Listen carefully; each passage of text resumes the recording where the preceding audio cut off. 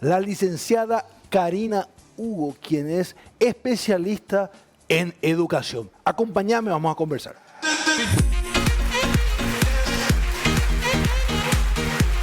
Licenciada, ¿cómo le va? Buen día. ¿Cómo está? Bienvenida a Buenos Días, América. Muchísimas gracias por la invitación. No es la primera vez que me invitan, así que me siento honrada. Gracias, gracias por aceptar a usted. Es muy importante y este tema, el cual intentamos hacer una introducción bastante coloquial, queremos que usted nos ayude y nos guíe. ¿Qué está pasando en la sociedad paraguaya? Sí, de esos primeros comentarios que escuché en la mesa, yo les puedo decir que no puedo estar en contra de ninguno de los dos comentarios más resaltantes, ¿verdad? Uno de los compañeros decía, siempre hubo bullying, siempre hubo violencia, ahora nomás se le pone mucho foco a eso. Y la otra compañera decía, cierto, pero a mí me preocupa muchísimo la falta de tiempo que hay de las familias para abordar esos temas en el hogar. Ambas aristas presentadas en la mesa tienen muchísimo que ver con lo que pasa hoy. Okay. Siempre hubo violencia, eso es cierto, pero hoy cobró más notoriedad. Muchísima más notoriedad y a lo mejor está en aumento. ¿Por qué? Porque hoy estamos nosotros por las redes sociales, por el internet mismo, constantemente estimulados sobre situaciones de violencia, imágenes de violencia, música que tiene letras muy violentas, o sea, estamos bombardeados. Pero también hay una realidad muy, muy importante que no se puede dejar de lado, que es cómo estamos los padres, las madres y los adultos a cargo para sostenerle a nuestros hijos ante esta sociedad tan quebrada en la cual a ellos les toca crecer, desarrollarse e interactuar. No solamente el tiempo de calidad del que hablábamos antes es importante la educación consciente que pueden hacer esos padres con sus hijos. No estamos preparados los adultos, nosotros estamos muy infantilizados. Los adultos de esta época y de esta sociedad son adultos que no están preparados para ser cuidadores de niños y de jóvenes. Licenciada. Cuando hablas, disculpe, la edad de esos adultos a los que se refiere son adultos jóvenes, ¿no? Estamos hablando de los papás de hoy. Los papás de hoy son de la generación millennial. Okay. Ellos son los papás de los niños que ahora están escolarizados. Después de los 80. Exactamente. Pero también creo que todos estamos cayendo en la misma bolsa. Claro. Ayer en otro programa de televisión al que me invitaron me decía uno de los conductores, yo tengo a mis hijos en un colegio donde el 99% de los padres están divorciados, ¿verdad? 99. Sí, me dice, somos una de las únicas parejas que todavía está criando papá y mamá juntos en la misma casa a sus hijos. ¿Qué pasa con ese niño? Está en el total abandono, esa es la verdad, porque mamá tiene un nuevo novio, porque papá tiene otra pareja, porque yo, bueno, ahora voy a vivir mi vida, dice papá, dice mamá, ahora sí voy a hacer lo que yo sueño hacer, quiero ser feliz, voy a vivir, voy a viajar, tengo el yoga, tengo el pilates, cada vez tengo menos tiempo y ese niño está solo frente a las redes sociales, solo frente al dispositivo, solo con sus amistades, entre comillas. Ese niño está en una profunda soledad, ese joven no tiene un adulto a cargo, no tiene un piso sostenido y para colmo el adulto sumamente emocional, educa con culpa, educa desde sus errores, desde sus fallas, desde su falta de tiempo, educa desde su culpa. ¿Cómo es educar desde la culpa, licenciada? Es un constante reparar y enmendar. No es una conducta preventiva, yo no tengo un liderazgo frente a mi hijo, frente a mi hija, entonces como yo ya fracasé en este matrimonio y ya el papá se fue,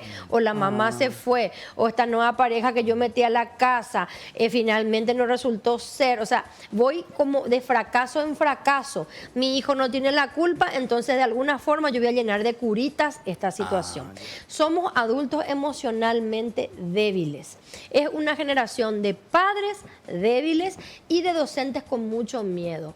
¿Por qué? Porque nosotros antes teníamos un liderazgo muy fuerte en la escuela. Sí. Hoy no es así. La señora maestra. Hoy, claro, hoy se nos cuestiona todo y directamente es la fiscalía, el abogado, la denuncia. Entonces, la escuela, que tiene que ser una institución líder, es una institución que hoy hace agua.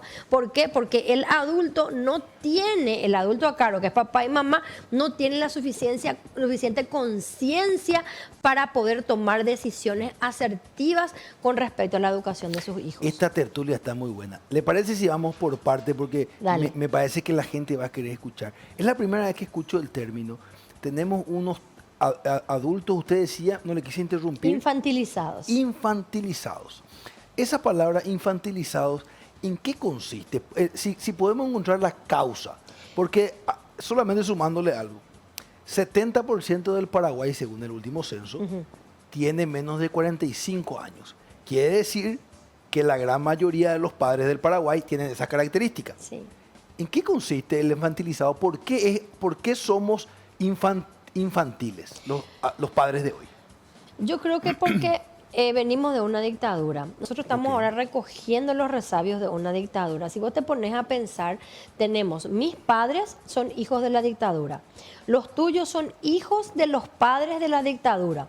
Hemos vivido un tiempo de mucha represión, donde no podíamos decir lo que teníamos que decir, no podíamos hacer lo que queríamos hacer, teníamos que seguir patrones muy estandarizados en la familia. Si tu papá era médico, vos también tenías que gustar de la medicina. Había generaciones de médicos en la familia, o de abogados, o de ingenieros. O sea, todo estaba muy esquematizado, todo estaba muy controlado. Porque ¿cuál es el paradigma de la dictadura? Es justamente el control, el control. ¿Qué pasa después de eso? La explosión de las redes sociales, y viene lo contrario, viene el descontrol. Y es como que todo para está compensar, permitido. parece, licenciada. Es como que Sí. no tuve esto, entonces ahora hago todo por tener lo que me faltó, ¿verdad? Pero me olvido de que tiene que haber un balance. Y ese balance es el que no hay. Lo que no hay ahora mismo es sostenibilidad de Claro. nada. Los cambios se producen instantáneamente. Hoy no me gusta, como la música de Wanda Nara, que yo siempre le digo a mis alumnos, ¿verdad? Lo veo, lo quiero, lo tengo, ¿verdad? No me gusta esto, chao. El proceso. Descartado ya. Así como movemos el dedo ante la pantalla. El proceso. En Tinder, por ejemplo. Claro. ¿Verdad? Este no, like, este sí, este no. Es el fenómeno de la sociedad líquida. O sea, todo fluye sin consistencia y de una forma sumamente rápida. Esa es la sociedad que le está tocando a nuestros hijos.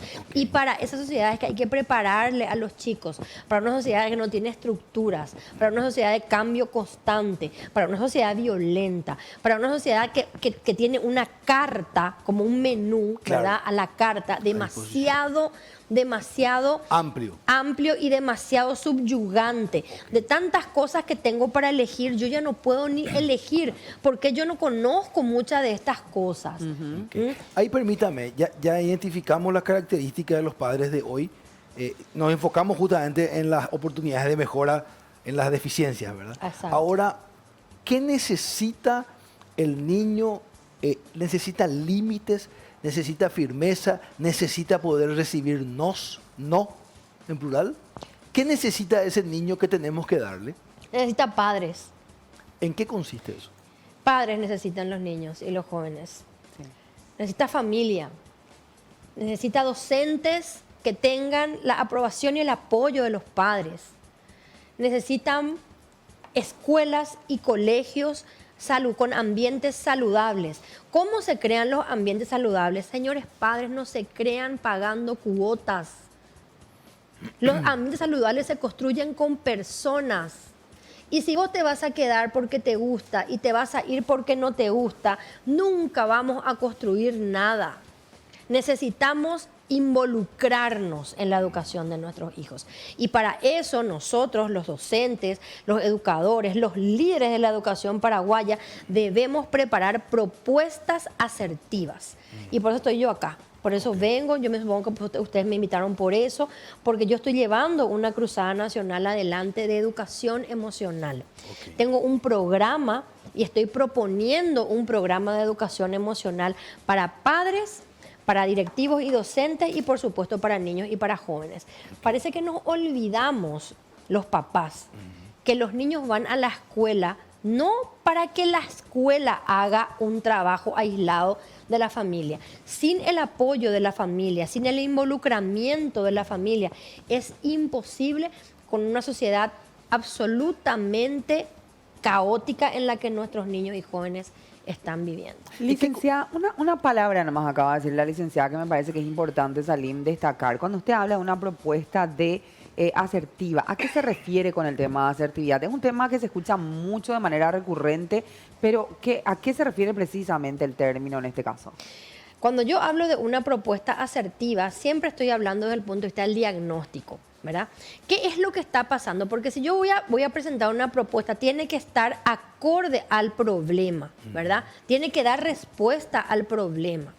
Si es que yo vengo acá a este programa, ¿verdad? Y les digo, traigo una propuesta que intenta ser asertiva, es una propuesta que realmente responde al diagnóstico. ¿Cuál es el diagnóstico que tenemos? Padres ausentes, padres que no tienen tiempo para sus hijos. Lo único que le podemos dar a nuestros hijos realmente valioso hoy es el tiempo, porque es lo que menos tenemos, ¿verdad? Los papás y los adultos que trabajamos de forma excesiva. Ese tiempo ya no podemos decir que va a ser un tiempo de calidad o no, porque tiempo no hay. Entonces, la propuesta asertiva de la cual yo quiero conversar con ustedes hoy se llama Programa de Educación Emocional desde el primer grado hasta el tercer año de la media. Vamos a entrar en eso solamente para no dejar suelto esto y entramos a la propuesta. Usted habló hace rato de los padres, las familias de padres separados. Eso también es una realidad, ¿verdad? A nivel mundial. Si bien es cierto, uno nunca se casa para eso, es una realidad que sucede. También hay casos de éxito. Se puede ser padre responsable con separación. Mira, excelente el punto que tocaste para que no quede suelto lo que dije, porque lo que no hay que hacer es divorciarse de los hijos. Exacto. ¿Verdad? Lo de la pareja nos podemos divorciar. Hay proyectos que no salen como uno quiere, porque los proyectos involucran a muchas personas. Recién estaba hablando yo de que eso de que lo veo, lo quiero, lo tengo, ¿verdad? Lo mismo pasa con los colegios y con las elecciones que hacen los padres en sus colegios. Cuando vos elegís un lugar para tu hijo, en realidad te estás casando, deberías casarte con ese lugar, ¿verdad? ¿Por qué? Porque refleja tus valores y vos tenés que estar en ese lugar para construir. Lo mismo pasa con un matrimonio, ¿verdad? Porque hay coincidencias, vos optás por esa persona. Lo que tenemos que olvidarnos es que, lo que no tenemos que olvidarnos es que el enamoramiento dura poco, pero después viene lo verdaderamente importante, que es el compromiso. Y estoy hablando de todo, estoy hablando de nuestro hijo, estoy hablando de la escuela que elegimos y estoy hablando del matrimonio. El enamoramiento dura poco. Hoy por hoy, según estudios, dice que el enamoramiento dura 2 años y termina. Para el hombre, para la mujer y para el hombre incluso menos, dicen algunos. Para el hombre incluso dicen que menos. Tenés razón. Esta chica está leyendo. Muy bien. Bueno, ¿y qué le parece si, dicho esto, entramos a ese plato central, a la propuesta que usted trae, que usted presenta a la sociedad paraguaya? Sí, muchísimas gracias por la oportunidad. Realmente a la gente que me conoce sabe que a mí me encantan los desafíos y que vivo haciendo quijotadas en educación, ¿verdad? Y esta es una quijotada más. Hemos traído un proyecto muy exitoso a nivel LATAM que se llama Proyecto Huellas y nuestra intención es que esto permee hasta llegar a todo el país y que se interesen las autoridades por este programa tan exitoso en Latinoamérica. Están en Perú, en Ecuador, en Colombia, en México. Es de una editorial peruana y lo que hace es proponer educación emocional en el aula, desde el primer grado hasta el tercer año de la media, a través de un lenguaje que maneja esta generación, que es la inteligencia artificial. Educación emocional con inteligencia artificial. Ok, inteligencia artificial. Sí. Solamente vamos a conversar con los compañeros porque este es un tema apasionante. Sí. Porque yo creo que sin duda los hijos son los más importantes para un ser humano. Nuestro tesoro, el oxígeno que respiramos a nuestro hijo. Antes de entrar a la conversación con mis compañeros, los panelistas, definir qué es la mentada inteligencia emocional, licenciada. Bueno, la inteligencia emocional es la suma de capacidades que debemos gestar y acrecentar para tomar mejores decisiones en busca de nuestro bienestar general, ¿verdad? Desde la salud, desde la convivencia, desde las decisiones pequeñas o grandes que vamos tomando en el día a día. La inteligencia emocional se entrena. Ok. Se entrena, trabaja. se trabaja como cualquier inteligencia, como la inteligencia para las matemáticas, como la inteligencia kinestésica, que es la que tienen los deportistas.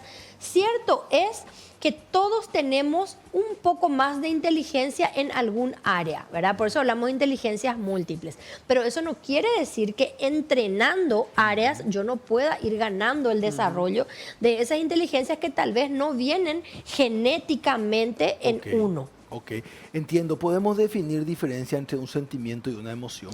Claro, el sentimiento ya es el producto de la razón. Ok, Porque así funciona la cosa, ¿verdad? Una emoción es una reacción química. Una emoción no es buena ni mala. Es una reacción ante un estímulo. Ok. Si yo tengo un estímulo que me produce insatisfacción, yo puedo reaccionar de diferente manera. Puedo llorar, si todavía no tengo habilidades verbales, o me puedo deprimir y aislar, ¿verdad? Pero yo no tengo control sobre esa emoción. Esa emoción todavía no llegó aquí, ¿verdad? Al centro de nuestra, A la del parte control, frontal. claro, que es donde se generan los pensamientos. ¿Qué hago yo cuando sobreviene esa emoción? Es la pregunta. ¿Qué hago con esa emoción? Cuando hablamos de niños muy chiquititos que todavía no tienen lenguaje verbal desarrollado, ese niño expresa su emoción, llorando, pegando, mordiendo, pateando, ¿verdad? Tirándose en el piso, ¿verdad? O aislándose. El adulto también, cuando está inmaduro, expresa de esa forma su emoción. Por eso yo hablo de adultos infantilizados, Ok. mujeres que lloran, ¿verdad? A veces me incluyo también yo, porque no nos olvidemos que las emociones no son ni buenas ni malas. Claro. Y no nos olvidemos que muchas veces no tenemos control suficiente sobre ellas. ¿Sí? Qué importante esto que estamos hablando. Mi querido compañero, abrimos el debate. Me imagino que esto nos identifica a todos nosotros, ¿verdad? Sí. Claudia. Pues sabes que quiero hablar sobre el punto de la violencia. Hablaba recién la licenciada Hugo el tema de que esto es como que tenemos demasiados estímulos. Por un lado adultos infantilizados, por otro lado toda esta dinámica actual de la sociedad que deja más abandonados quizá a los chicos. Y decía que en la escuela no podía hacerse responsable de muchas cosas. Estoy muy de acuerdo. Pero hoy día también cambió la dinámica. Y mi primera pregunta va por esto, ¿verdad? Mis hijos, por ejemplo, estaban hasta las 5 de la tarde casi en el colegio. Entonces, ¿cómo haces para que efectivamente el tiempo que pase en el colegio, ¿verdad? Ahí el fin de semana hay que tratar de dedicarle a los chicos, ¿verdad? Pero es una cantidad inmensa de horas que pasan los chicos ahí. Entonces, también todo esto de la gestión emocional tiene que ver con la calidad de los docentes y las personas que están responsables, ¿verdad? No sé, sea el equipo técnico, pedagógico, aparte del equipo docente. Entonces, un punto ahí es cierto, pero cada vez la escuela toma más horas dentro de lo que los chicos tienen dentro de su horario, lo que tienen de vida, ¿verdad? Lo que tienen de vida. Y lo otro, el tema de la violencia. Hablábamos de que sí, efectivamente creo que hay un crecimiento. Usted decía que también estaba como de acuerdo con eso. Todos estos casos de bullying que fueron denunciados son muchísimos, licenciada. Se hablan de más de 1.500 casos de bullying en el último periodo nada más. Yo sospecho que esto va a ser mucho mayor porque mucha gente no denuncia esto, ¿verdad? Por diferentes motivos. Viste que yo creo que en primer lugar nadie quiere ser víctima. Entonces como que vos no querés ser el que está siendo o despreciado por el grupo, o despreciado por el popular, o por el que cree que es popular o se impone de alguna manera ante los compañeros, ¿verdad? Porque normalmente el que hace bullying es como un líder, ¿verdad? Que después va sumando gente y el bullying se hace cada vez más grande y por sobre todo aceptado. La gestión emocional es la manera que vamos a tener de disminuir esta violencia. Bueno, voy primero a la primera pregunta y luego a la segunda. La calidad de los docentes en nuestro país no es un orgullo nacional. Y te habla una persona que es propietaria de un colegio. Yo soy dueña de un colegio. Y tengo muchísimos inconvenientes con el tema de la contratación de los docentes. Y yo no tengo problema de hacer el sincericidio porque esta es una realidad a nivel nacional. Sabemos que estamos en el horno. Eso no es novedad para nadie que hable responsablemente de educación. ¿Por qué? Porque los docentes hoy, como les dije hace rato, han perdido completamente el liderazgo. Pensás 3 y 4 veces si te vas a dedicar a la docencia. ¿Por qué? Porque ya no tenemos, ya no es la maestra la persona de autoridad para papá y para mamá. Todo está cuestionado con respecto a la escuela, todo está cuestionado con respecto al maestro. Entonces, vos no sabes si te metes en la boca del lobo si decidís ser maestro. Y el maestro tiene la misma actitud que tienen los padres. En este colegio tengo problemas con este papá, renuncio nomás y me voy. Y después los padres vienen y te dicen, te quedaste sin docente, señora directora, pero mi querido papá, vos mismo la mongo en repala, docente cuera, ¿verdad? Porque vení con el palo en la mano y, ¿verdad? Y no le deja cuando hay que construir la escuela paraguaya. Entonces ahí te respondo a una pregunta. Si queremos docentes con calidad, también a ellos le tenemos que dar el ambiente adecuado. La escuela de hoy, la escuela del siglo XXI es una escuela que se construye, porque estamos en un momento paradigmático de la historia. ¿Sí? Estamos con un fenómeno que se llama globalización. Tenemos la invasión de las redes, del internet y de la violencia. Tenemos un acoso, ¿verdad? Tácito por todos lados. La escuela se construye. Entonces, si queremos buenos docentes, nosotros tenemos que darle buen ambiente laboral a los docentes, buenos salarios y sobre todo buenos padres para buenos docentes. Ok. Eso por un lado. ¿El bullying? Y el bullying. La segunda pregunta es, ¿qué es lo que pasa que tantos casos de bullying? Y es la ausencia de la educación emocional. Me encantó la pregunta que me hiciste porque una cosa es la inteligencia emocional y otra cosa es la educación emocional. Cuando hablamos de educación emocional, hablamos de prevención. La educación sirve para prevenir. Y para preparar, nosotros llegamos tarde a las situaciones. Cuando ya suceden, cuando ya pasa la situación, ahí tenemos protocolos, ahí tenemos proyectos. ¿Qué es lo que hoy hay, queridos compañeros de piso? Lo que hay hoy es un protocolo de acoso escolar. Eso es lo que tenemos hoy a nivel nacional que nos provee el MEC, ¿verdad? Un protocolo de acoso escolar. Cuando sucede la situación de acoso, se activa el protocolo. Y ese protocolo implica una sensibilización para toda la comunidad educativa sobre la situación acontecida. Pero estos dos mecanismos que tenemos son mecanismos que llegan tarde. ¿Por qué? Porque primero acontece la situación y después recién se activa el protocolo. Es reactivo, digamos. Sí. Es reactivo. Entonces, si vamos a educar, necesitamos un sistema preventivo que a todito nos alinee. Y cuando pase algo, por ejemplo, que un niñito de jardín le empuje a otro, ese papá no se vaya directamente a la dirección departamental a denunciar un caso de acoso entre pares. ¿Por qué? Porque ese niñito fue empujado por el otro niñito de 3 o 4 añitos. Por eso tenemos las estadísticas que tenemos, porque los padres son padres. Disculpen yo soy muy frontal, ¿verdad? En mi análisis y en mis reflexiones. Son padres de cristal.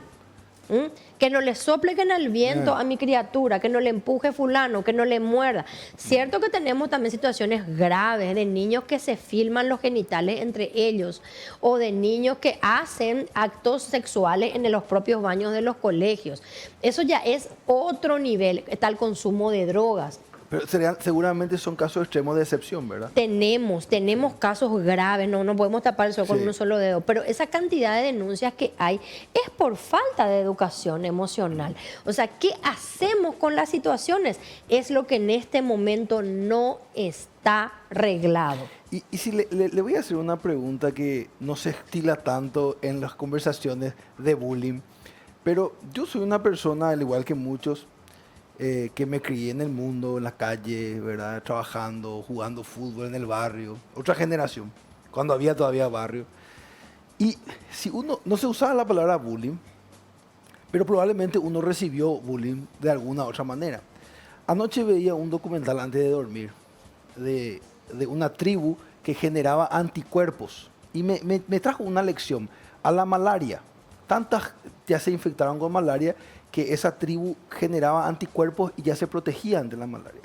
Yo me hago una pregunta. Si uno no recibe algún tipo de situación de bullying en la vida, ¿cómo se va a fortalecer la piel? ¿Cómo se va a engrosar la piel? Entonces, el exceso de protección, licenciada, a veces no le estamos perjudicando porque los hijos son de la vida, dicen. Ay, Dios mío. Mira, resumiste muy bien la problemática que estamos teniendo los directores y los profes en los colegios. Nosotros queremos educar para la sociedad que a los niños y a los jóvenes les espera, pero no podemos. porque los padres están sufriendo, porque sufren como una enfermedad, el fenómeno o la enfermedad de la superpaternidad y de la supermaternidad, que es lo que vos dijiste. Las emociones, vuelvo a repetir, no son ni buenas ni malas. Una emoción, por ejemplo, es el miedo. Los padres educan desde el miedo y desde la culpa generalmente. El miedo a que no le pase, el miedo a que no le suceda tal o cual cosa. Me incluyo. ¿Por qué? Porque las madres tenemos un instinto natural de protección hacia nuestros hijos, inclusive mucho más que los padres, pero es en nuestro miedo, queridos padres, en el que tenemos que trabajar. En nuestra culpa es en la que tenemos que trabajar y no trasladar ese miedo y esa culpa a nuestros niños para no dejarles ser. Ellos necesitan esas experiencias de frustración. Los chicos necesitan esas situaciones donde ellos mismos sientan miedo para que aprendan qué hacer con ese miedo. Que ellos mismos sientan y superen enojo para saber qué hacer con ese enojo. Por eso es que necesitamos un programa de educación emocional que incluya a maestros, a padres y a estudiantes. Claramente, yo me despido con una pregunta, licenciada, por lo menos de parte mía. ¿Le hacemos daño a nuestros hijos al no decirle que no? Le hacemos muchísimo daño a nuestros hijos cuando no le ponemos límites y cuando les sobreprotegemos excesivamente. La sobreprotección excesiva, que no nos damos cuenta porque no somos padres conscientes, y la falta de límites porque educamos con culpa y queremos volvernos amigos de nuestros hijos para que ellos nos den permiso de otras cosas y otras licencias, entonces, o que nos acepten o ganar su cariño, es lo que más daño les hace a nuestros hijos, sumado a la falta de tiempo con ellos. Me llamó un comentario suyo que me llamó la atención ahora. ¿Cómo es eso que nos queremos hacer amigos? ¿Como para una complicidad, algo así? Claro. El otro día se iba una persona a casa, porque yo también edito, soy editora también, ¿verdad? Y me dice, vos sabés, licenciada, que yo enviudé, me dice, ¿verdad? Enviudé hace 2 años y tengo porque todo el mundo me pregunta cosas con respecto a familia y todo eso, ¿verdad? Enviudé hace 2 años, me dice, y tengo un problema tremendo para que la persona con la que estoy ahora pueda convivir con mis hijos. Okay. ¿Qué hago para que mis hijos me den permiso? ¿Qué hago para que mis hijos me den permiso? Hoy los padres tienen que pedirle permiso a los hijos. Hay miedo al juzgamiento, miedo a la exhibición. Vivimos en una sociedad sumamente exhibida. Hoy el escrache está al orden del día, la foto, ¿verdad? Que no me vean, hay que hacer las cosas escondidas. Bueno, hay mucho que debatir, pero sobre todas las cosas mucho que hacer. Tenemos que instalar la educación socioemocional en el Paraguay. Exacto. Licenciada, un mensaje final y que quisiera pedirle, tenemos 1 minuto, que para los padres, aquellos padres que están con los hijos, aquellos que por algún motivo no pueden estar, ¿cuál es el mejor partido que pueden sacar desde la perspectiva de la crianza de la criatura? Trabajen en ustedes, queridos padres. Trabajen en su propia educación emocional, en su propia inteligencia emocional. Busquen su propio bienestar general. Si ustedes están bien, si aquí las emociones y aquí los pensamientos no están poluidos ni intoxicados, ustedes van a tener la suficiente lucidez para criar a sus hijos desde el amor y desde la conciencia. Lo importante es que trabajemos en nosotros mismos, que hagamos el trabajo nosotros para tener una crianza saludable con nuestros hijos. Lo mismo le digo a los docentes, empecemos a poner foco en nuestra salud mental, en nuestra salud emocional. Y a los directivos que me están viendo, les pido, les digo, les exhorto de que hagamos un espacio en la escuela para que papá, mamá, docentes, cuidadores y adultos a cargo trabajen de forma consciente en la educación emocional suya y de los chicos. Con este programa yo creo que hay una alternativa, por lo menos un camino abierto para hacerlo. Gracias, licenciada. Un privilegio conversar con usted. Por favor, a las órdenes cuando me inviten. Bueno, con nuestras limitaciones es un gran desafío para dentro de nuestro defecto buscar ser los mejores padres que podemos ser. Mi querida Claudia, un privilegio compartir este miércoles contigo.